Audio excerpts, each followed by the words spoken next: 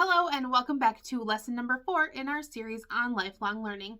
I'm Erica Knight, Director of Children's and Youth Ministries at Common Ground. Today I'm going to read you a story based on a Bible story.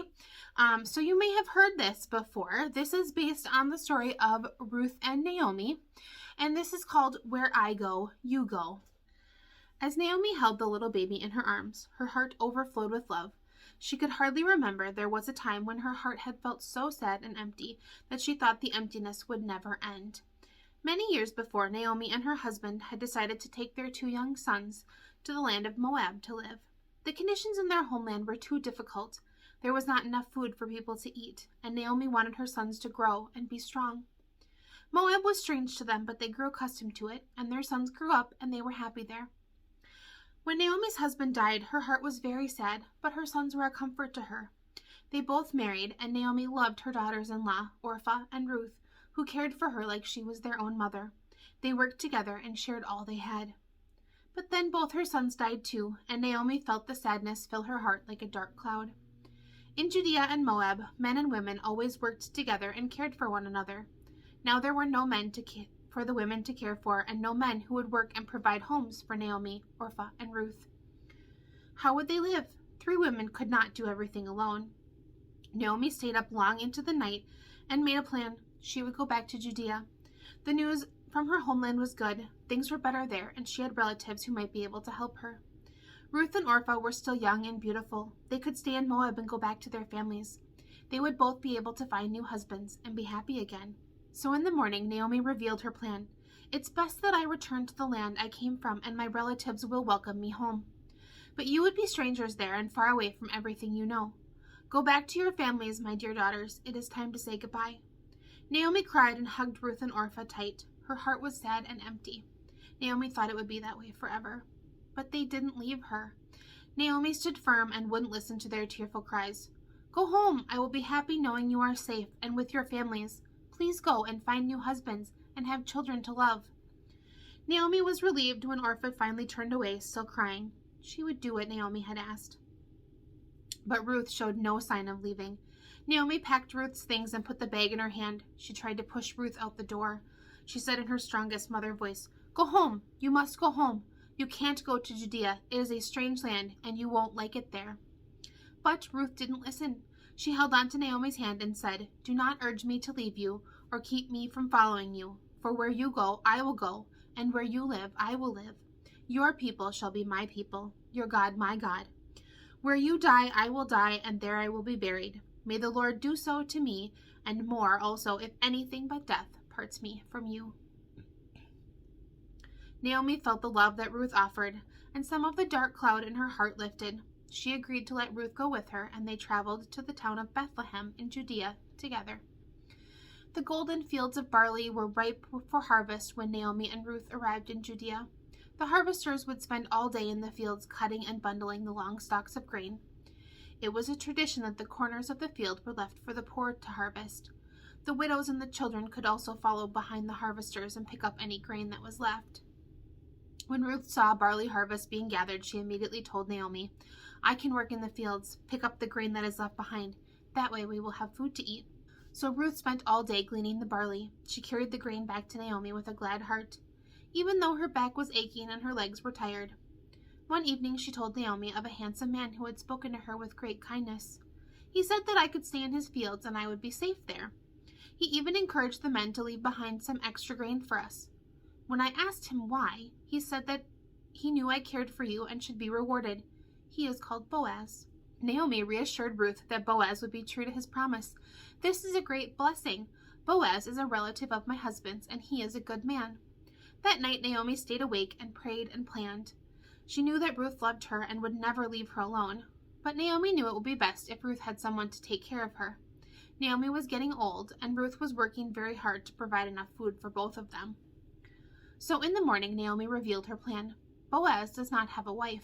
If you have a chance to get to know each other, you might discover that you like each other, and you might want to get married. But it will never happen if you are out in the field all day, and Boaz is too busy managing his land and his workers. You will have to be bold and go see him.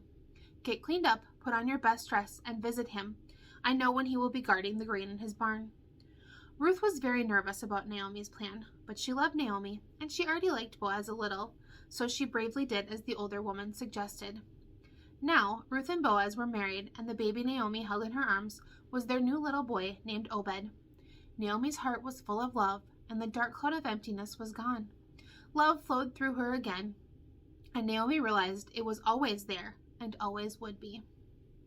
Here are some questions for you to discuss at home. Have you ever felt sad and then your heart became happy and full of love because someone was kind and loving to you? Can you give some examples from the story of people doing things with love? Can you think of someone else from the Bible who was born in the town of Bethlehem? Obed grew up to be the grandfather of David. Have you ever heard of King David? There are stories of King David in the Old Testament of the Bible. A long time after King David lived, his descendant Joseph was the father of Jesus. If you got one of our bags from church, there were some pieces of construction paper in your bag and also a sheet with a heart on it. We're going to do a little craft project, so you're going to need to cut this heart out. In order to do this project, you're going to need some paper and a heart template, something to write with, and some scissors, and we're going to need something to attach our hearts together. So, a stapler or some tape, or you could tie them together with some string and make a banner, would all be great options for this. So the first thing you're going to do is take your heart template and trace it on your piece of paper. You're going to need 9 hearts total for this project. Once you have your hearts all traced, then you can go ahead and cut them out.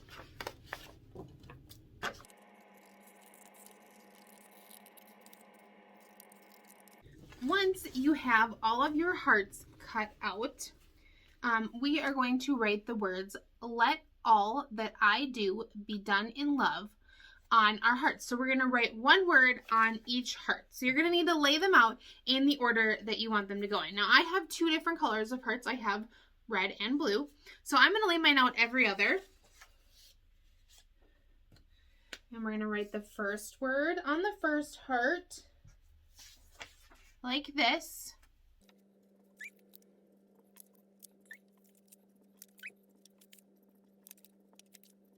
Once you have all your words written out on your hearts, then we're going to attach them together. So this is the part where you can be a little creative with how you put them together. You can get a piece of string and staple them or tape them all to a piece of string. You can just staple or tape them to each other. I am going to tape mine together today so that I can hold it up and show you my whole banner.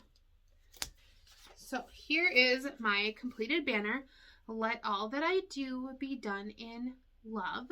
And then on the back sides of my hearts, which are blank, I'm going to write down some things I can do in love. So some things, and you can write these down or you can draw pictures of them. Either way, it's totally up to you. Some things that you might want to add are playing games or doing chores or learning.